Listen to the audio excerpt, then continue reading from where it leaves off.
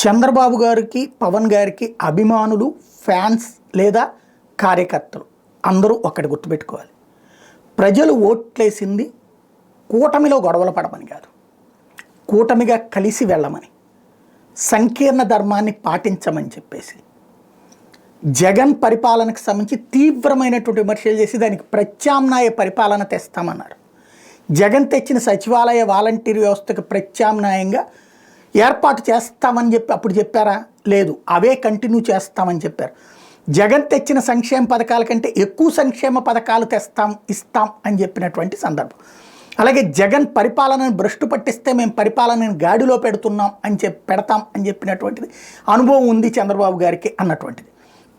వాటిట్లలో అయితే వాలంటీర్ వ్యవస్థ, సచివాలయ వ్యవస్థకి ప్రత్యామ్నాయం కాకుండా ఉన్న వ్యవస్థే ఇప్పుడు దెబ్బతిన్నటువంటి పరిస్థితి ఉంది. అయితే సరేదో రేపు వాట్సాప్ల్లో తెస్తామంటున్నారు, అది సక్రమంగా అయితే ఇది మర్చిపోవచ్చు జనం, నో డౌట్ ఎట్ ఆల్.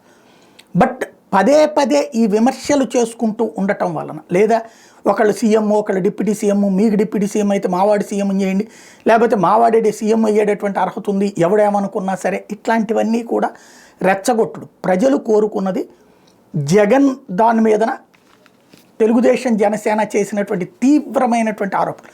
గంజాయి లేని రాష్ట్రం ఇస్తాం, మద్యం లేని మద్యానికి సంబంధించి ఇబ్బంది లేనటువంటి ఆరోగ్యకరమైన మద్యాన్ని ఇస్తాం, అట్లాగే సంక్షేమ పథకాలు డబుల్ చేస్తాం, ఇంతకుముందు ఆయన ₹1,00,000 ఇస్తే ఇప్పుడు ₹2,00,000 ఇస్తాం, అట్లాగే పరిశ్రమలు భారీ ఎత్తున తీసుకొస్తాం, విద్యా వ్యవస్థని గాడిని పెడతాం, ఉద్యోగుల్ని గాడిని పెడతాం, ఆర్థిక వ్యవస్థని గాడిని పెడతాం. ఇట్లాంటి హామీలన్నిటి మీదనే వాళ్ళందరూ కూడా ఓట్లేసింది. వాళ్ళు అవి కోరుకుంటున్నారు. సీఎం, డిప్యూటీ సీఎం అనేటటువంటిది మీ అంతర్గతమైనటువంటి వ్యవహారం, నాయకులు చూసుకోవాల్సిన వ్యవహారం. చంద్రబాబు గారు, పవన్ కళ్యాణ్ గారు, లోకేష్ గారు అలా ముగ్గురు కూర్చుని చూసుకుంటారు. వాళ్ళు చంద్రబాబు గారు డిప్యూటీ సీఎంగా లోకేష్ చేయాలంటే ఆపగలిగినోడు ఎవడు? సీఎంగా చంద్రబాబు చేయాలనుకుంటే ఆపగలిగినోడు ఎవడు? సంపూర్ణ మెజారిటీ ఉంది. అదే సందర్భంలో పవన్ కళ్యాణ్ దానికి సంబంధించి ఏమైనా చెప్పదలుచుకుంటే బాబు గారికి చెప్తారు, కానీ మనతో చెప్పాల్సిన పనే ఉంది. మనందరం మాట్లాడడం ద్వారా అనవసరంగా అక్కడ శత్రుత్వాన్ని పెంచడం, మూడవ వ్యక్తికి అవకాశం ఇవ్వడం అనేది జరుగుతుంది అన్నటువంటి విషయాన్ని దృష్టిలో పెట్టుకోవాల్సినటువంటి అవసరం ఉంది. ఇక్కడ ప్రభుత్వపు పాలన గురించి జనం చర్చించుకోవాలి తప్పించి ఈ అంతర్గత రాజకీయాల గురించి ఆఫ్టర్ ఆల్ 7 నెలలే, 7 నెలల్లోనే ఈ అంశాలను తెర మీదకి తీసుకురావడం కరెక్ట్ కాదు.